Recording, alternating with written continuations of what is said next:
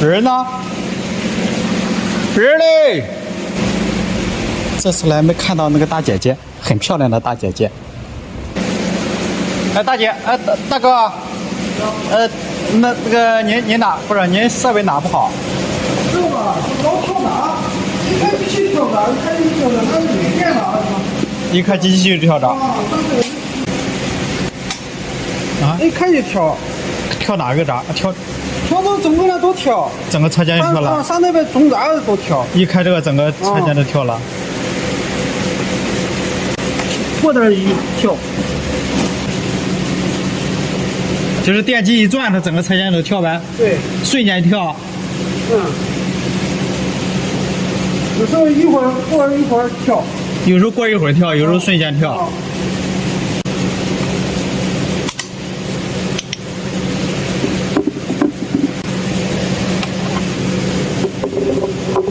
瞬间跳和变压器没关系，和整流没关系，和刹车没关系，和电机有关系。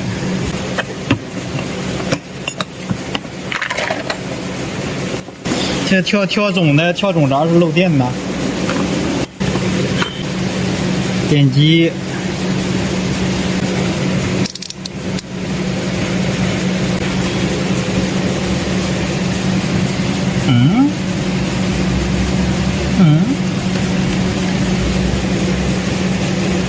很明显，测量电机与设备外壳是漏电的，而且漏电很严重。电机漏电呐！电机漏电啊？这个电机新修的，好像。电机新修的吗？啊。那是我量错了吗？看一下，100到头啊。大哥有点不相信我，那就把电机打开，看看哪里漏电。这怎么看怎么不像是刚修回来的电机呀？拆掉电线再测一下。上表测量线圈与电机外壳，100到头啊，线圈是漏电的。现在可以确定是电机漏电造成的跳闸。找了一个备用的电机，看一下这个电机好不好，测线圈与外壳没问题。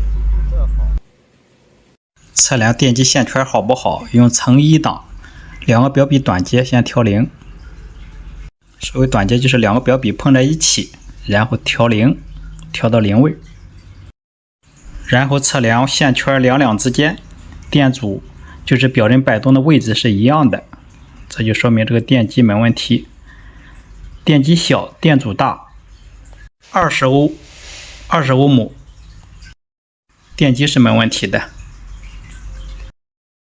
看一下设备上这个电机线圈，测两之间，看电阻，差不多20欧姆多一点，还行，电机大小都是差不多的。那什么原因会造成这个电机漏电的呢？是因为电压缺项吗？电机3项电，如果缺一项电，会造成电机烧坏。可以看一下，让接触器吸合以后，测量电机的3个接线端子，电压380伏，正常。两之间都是380伏，电压没问题，它不是缺项造成的。这个电机的功率很小，它的电流看一下才2安，0.75千瓦的电机，小电机。先把这个好的电机装上。电机在这个位置，一没有进水，第二没有进杂物，为什么会漏电呢？您注意看，这样看得更清楚。这个转子这个轴上下是能动的，打逛逛。这种情况要么是轴承完了，要么是这个轴磨的不行了。电机转起来会烧膛，就是里面的转子会磨到定子，定子里边有线圈，造成短路或者是漏电。我个人觉得应该是这个原因，还请大家多多指点。这样设备运行起来都正常了，我也完成了我的检修。好了，那我测了啊。哎呀，遗憾，这次来没看到那个大姐姐。上一个师傅这么接线是不安全的，结果把房主给电了。把它点了一下，这才发现这个问题啊。我把你电了以后，点了以后，这是找这个洗衣机厂家。房主是在洗衣服的时候被电的，测量洗衣机外壳带100多伏的电压。开始以为是洗衣机有问题，结果不是。你看它的洗衣机插头插上插座，它的指示灯就亮了，所以我感觉这是不正常的。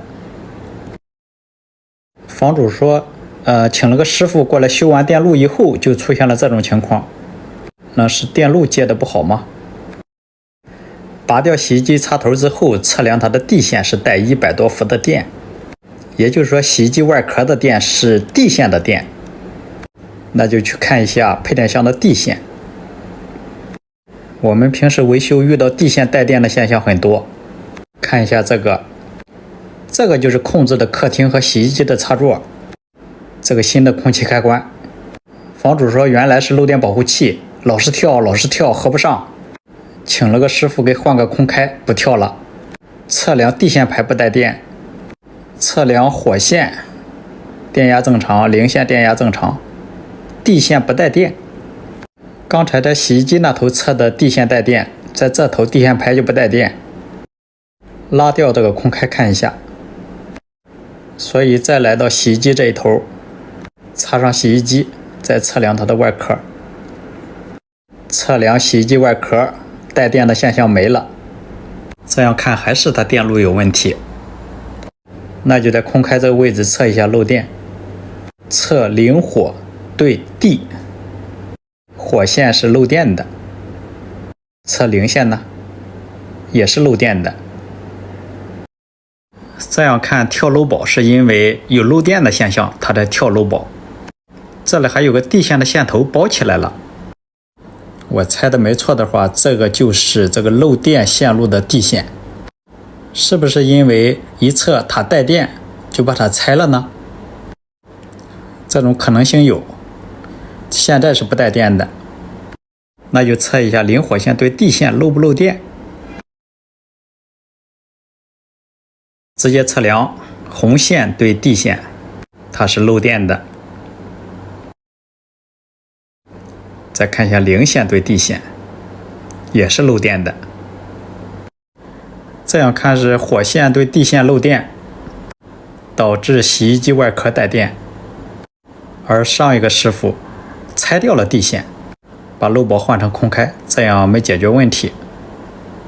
漏电的现象依然还在，检修哪个位置造成的漏电，打开其中的一个插座，把火线的接头从中间断开，在插座的位置测量是前面的电路问题还是后面的电路问题。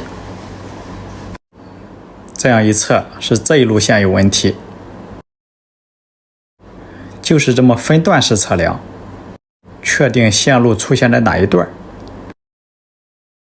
最后发现漏电的这个线路是阳台插座这一路线到它下面那一个插座，也就是在墙的对面，在卧室这一个插座之间的线路有问题，那就换线呗。